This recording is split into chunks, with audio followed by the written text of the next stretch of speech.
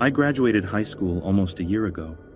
I had really no urge to attend college or the military, and basically got stuck in my boring hometown for months, where I slowly became dependent on Xanax and booze, and was destined to repeat the cycle of white trash set before me by my parents and theirs before me. I knew I had to leave town, so I decided to sign up for a website you may have heard of called Worldwide Opportunities in Organic Farming. You pay a small fee, and they make available a directory of organic farming operations that will feed you and allow you to live with them in return for a certain amount of work around the farm. The place I decided to commit to was a Hare Krishna community in the Deep South. I got there, and my car almost immediately broke down. It was a 30-year-old Chevy Blazer I bought on Craigslist for $500.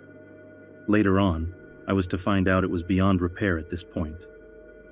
The closest town was almost 20 miles away, so I found myself stranded and surrounded by the most unbearable hipsters. To be more specific, I'd say about a third of the population of the community were either first or second generation Indian immigrants living near the temple for religious reasons. Another demographic were aging hippies, also there for spiritual purposes, but also running the small-scale organic farm located on the property. Everyone else, however, self-absorbed, condescending, right out of college, but vapid as shit hipsters. I basically kept to myself, but occasionally was forced into conversations about vibrating crystals and their 3-year spiritual journey, no doubt being funded by their parents. I had been there for weeks and was desperate for a real conversation, and then Michael showed up. I had heard stories about Michael. A couple of days before I showed up, he had left to retrieve an impounded car in a large city about an hour away. Everyone said he was lazy, insane, and would spend hours up in his room doing yoga instead of coming down and working with the rest of us. He showed up late in the evening going on about how he was going to really get involved with the farming and throw himself into Krishna consciousness. He was in his early 30s. He looked like a balding Hasidic Jew, his unwashed sideburns curled. He spoke like a stoner cartoon character. His sentences punctuated with and like, giving his utterly fried brain time to figure out what others wanted to hear. He reminded me of many of the friends I left back home. We became fast friends, as he was the only person there who didn't give me the urge to bite my fingers off when he spoke. We were both from Texas, so we talked about the loony conservative teachers we had in high school, football, and of course drugs. Every now and then he brought up subjects that really sort of threw me off. He wasn't able to get his car out of the impound garage, so he schemed the best way to break it out. These plans involved firearms, pipe bombs, and telepathy. He told me he came to the Hare Krishna temple to befriend some of the gurus and learn Reiki meditation, a form of meditation used to control the minds and bodies of other people. He told me he believed he had used Reiki once to seduce a woman at a party. This is when I understood his reputation. I simply nodded and laughed occasionally when he went off on these rants. I knew one day I would reach a saturation point for this absurdity, but I could probably endure a week more. A couple of days later, we were eating lunch with one of the gurus. I was telling Michael about my trip to the giant field where the Branch Davidian used to be. He wasn't sure what the Branch Davidian was, so I explained to him about Waco, David Koresh, and the botched siege by the FBI and ATF that led to the death of 76 Davidians and 4 ATF agents. He was enraged. The government is always trying to silence people preaching the truth. That's so fucked up. I wanted to explain to him that David Koresh was a sociopathic cult leader, interested in power and nothing else, but he wasn't having it. Now I was angry. He was having a tantrum about a subject I had just explained to him. And now he's telling me I'm wrong and that Koresh was a martyr. This is when I saw the truly insane Michael. He was spitting, red as a beet, pacing back and forth. I left the table and got back to work, but he followed me. After half an hour of this absurd argument, I couldn't handle it anymore. I'm not having this conversation with a fucking loon, Michael. How can I expect logic from you? You came here to get superpowers. The look in his eyes changed from anger to hatred. He got real still and went at me. Michael was a big guy, much bigger than me. He lunged at me, and I ran. As I ran, I went through my pocket, praying I had grabbed my knife before I left my cabin. I know it sounds ridiculous, but you don't walk my old neighborhood without some sort of protection. Plus, it was a pretty useful tool on the farm. Luckily, I had grabbed it and turned around so he saw it. He stopped and contemplated for 3 seconds. He quickly turned around and finished his lunch. The next day, I pulled the temple president aside and explained what happened, and that we had to get rid of him. It didn't take much convincing. No one really cared for him, and he wasn't much help on the farm. I felt bad snitching on the guy. He was in a pretty desperate situation. He had no car, no money, and I can't imagine he had many friends. The temple president also informed me that he had been an alcoholic for 10 years and had come here to get sober. I found it very strange he never told me this. Later that day, I saw through my window someone drive up and hand him several suitcases to pack what little he had, and I saw them both drive off to God knows where. Weeks went by, and the whole encounter kind of faded from my conscience. Late one night, I got a text. "Hey, this is Michael. We can get my car out for $280. Want to go traveling?" I never responded. I wasn't sure how he got my number, but I figured he looked me up on Facebook or something. A few nights later, I was in the temple office using the Wi-Fi to make some emails. I was making the walk back to my cabin, and from the pitch black, I hear a lot of loud banging coming from a barn. I remember thinking it must be an animal, but also thinking it must be a pretty big one to make that much noise. I entered my cabin. The actual door to the cabin doesn't have a lock, but my bedroom did, so I used that one. I was pretty unsettled by the banging, but I figured my imagination was getting the best of me. Later that night, I woke up needing to take a piss. The cabin didn't have a bathroom, but we had a shared outhouse. I didn't feel like putting on shoes and walking around in the dark, so I figured I'd just piss in the sink. I know it's gross, but I'm the only one who uses that kitchen. I opened my bedroom door and nearly pissed myself right there. Michael, completely naked, was crouching in a corner of my kitchen, facing the wall. I made a noise I wasn't aware I could make, something you would only hear Shaggy make on Scooby-Doo. This noise alerted Michael to my entrance. All he did was glare at me and shook his whole body. I slammed my door and locked it almost immediately. I knew what he was trying to do. He was trying to pacify me with Reiki meditation. I called 911.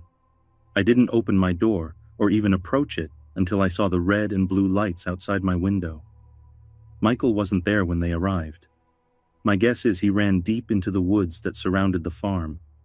I explained me and Michael's history and what had happened that night. There wasn't much they could do since no one seemed to know anything about Michael. I didn't even know his last name. I had to leave the farm shortly after. Calling the police was really frowned upon, since I believe many of the old hippies thought they were still avoiding the draft. I didn't mind leaving either. I couldn't sleep knowing Michael might be out in those woods, angrier than he was before. I stayed up almost 3 days while I waited for my friend to come pick me.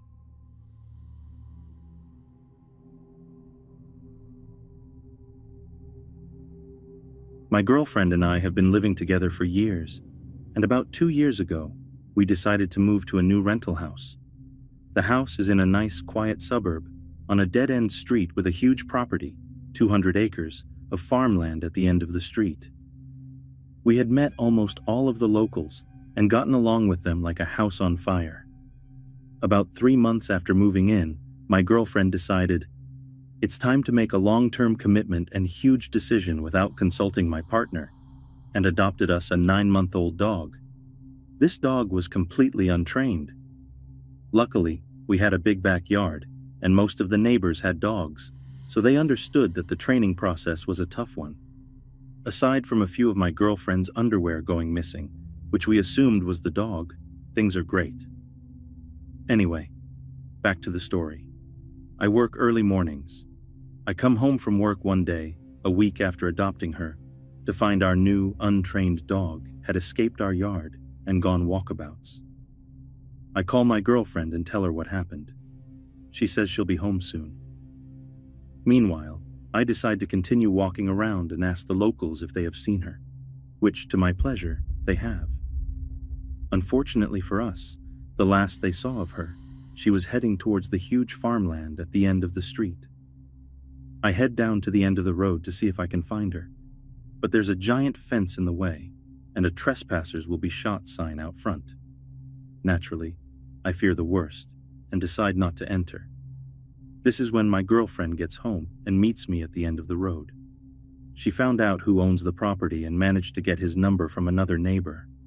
She calls him, and he tells us to meet him out front of his house, which is right next to the property. This place looks completely unkempt. The fence is rusty and broken. The bushes are overgrown and taking over. Despite logic, we went inside to wait for him there. Before we can reach the door, I look in the window and see something really weird. Mannequins. Mannequins everywhere. All wearing lingerie and covered in some red shit. I assume paint, but you never know. We share a glance at each other, and then he shows up out of nowhere. This middle-aged, sunburnt, full-on Aussie farmer shouts at us that he's seen that dog, and to follow him, and he'll show us where it is. I didn't really want to follow, but based on the stories some neighbors had told us, he's completely willing and has on more than one occasion shot and nearly killed other people's dogs. So we follow. It's at this stage he starts small talk with my girlfriend, asking how old she was, how long we had been at the house, all questions about her. The questions start to get quite personal when luckily our dog shows up. We grab her, say thanks, and then pretty much gap it out of there. After that, we decided to fix up our fences, buy a dryer to put inside, and avoid that end of the road altogether. A few days later, I get up at 2:30 a.m., proceed to get ready for work, hop in my car, pull out of the carport, and notice a white UT idling on the road outside our house.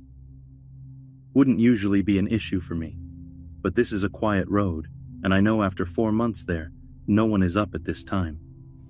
I turn on my high beams only to find out it's that same farmer from the property. He immediately drives off. I call my work and tell them I won't be in. I'm not going to leave my girlfriend at home alone after that.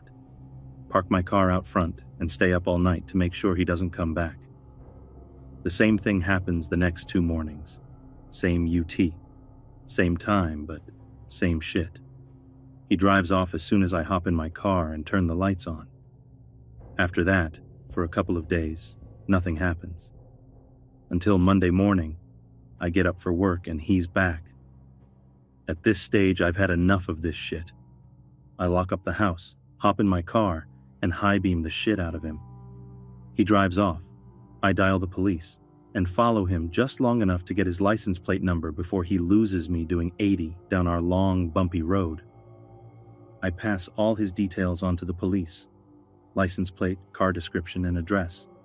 And they tell me to go home, stay there, and they will send someone over immediately.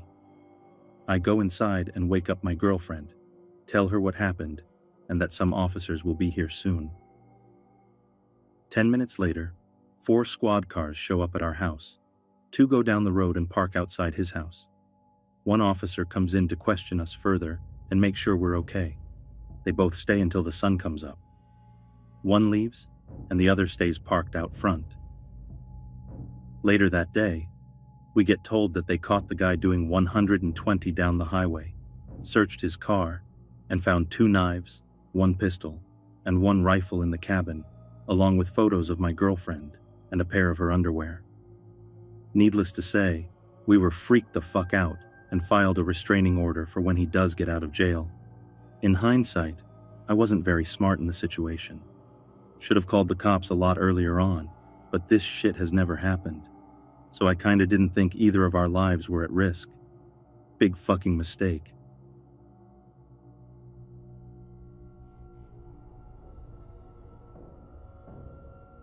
Back in 2015, I had the choice of getting a dog or getting a smartphone. I'd never had a dog in my life, or a decent phone, come to think of it. And I'd been saving up for a phone anyhow, so naturally, I picked the dog. My dad knew a fella who had a couple of border collies that had recently had a litter. So, we drove out, and the dude gave me the last pup. Enter Bailey. A couple of weeks after he got his shots, I started walking him. My parents figured I was going to be hanging out at the local park with my new pup, so I could get him socialized. But no. I chose to take him around the perimeter of a nearby farm to keep the farm dog in him. I'd been sneaking out to this farm for years. The farmer was an old family friend. My uncles had grown up working for him, so I knew if I was ever caught, I could just drop their name. On either side of the farm, there was some thick woodland, which no one had ever given me reason to be wary of. They probably should have. So, it's a sunny afternoon. It had been pouring down all week, and Bailey was itching for a good walk. I take him to the farm at our usual time, and we start making our way around to the woods on the east side of the farm. Everything is quiet, but Bailey keeps darting away from me to explore. He's a puppy. It's what they do, but of course, I'd been calling his name all the way around the field. We're about halfway past the woods. I could see the roof of the farmhouse over the next hill. Bailey's been pulling crap out of the bushes all the way along, and I'd just given him into trouble for rolling in a pile of fox crap. That's when I hear a man's voice calling my dog by his name. Like this dude I didn't even know was calling my dog by name. I knew it wasn't the farmer because I'd met him at family events like barbecues and weddings, so I knew what his voice sounded like. I go completely silent, but the guy keeps calling on my dog. It sounds like he's deep into the woods and maybe moving. He's calling my dog with an excited tone in his voice, which is what creeps me out the most. Bailey, meanwhile, is completely ignoring this guy and sniffing the now flat pile of poop. I'm like a tiny 18-year-old girl. The most combat experience I have is a month learning Taekwondo when I was 11, and I don't have a mobile phone. If that guy works out where I am, I'm screwed. And if Bailey decides to go in after him, I'm double screwed because I am not letting a possible psycho get his hands on my puppy. I can either run to the farm, which isn't too far away, or run back through the field towards home. I pick up my dog and sprint across the field. Behind me, I hear someone emerge from the woods, but I'm already over the fence and sprinting back home with my puppy tucked under my arm. I get home and tell my mom. She brushes it off as some weird drunk guy. A few weeks later, I'm at my uncle's house, and the farmer walks in. I'd told my uncle what happened, so he brings it up. The farmer asks exactly which woods I'd been close to, and that some of his clothes had gone missing from his washing line. He'd put it down to strong winds, but now he's not sure. I take him and my uncle to the exact spot the next day, and all three of us go in and find a completely wrecked campsite. There's no clothes or anything, but the tent has collapsed in on itself. There's no fire, but there are some empty gas canisters like you'd use for a portable stove and empty packets of food scattered everywhere. We report it to the police, but nothing ever really comes of it, except that I got a phone not long after and keep it on me whenever I go out.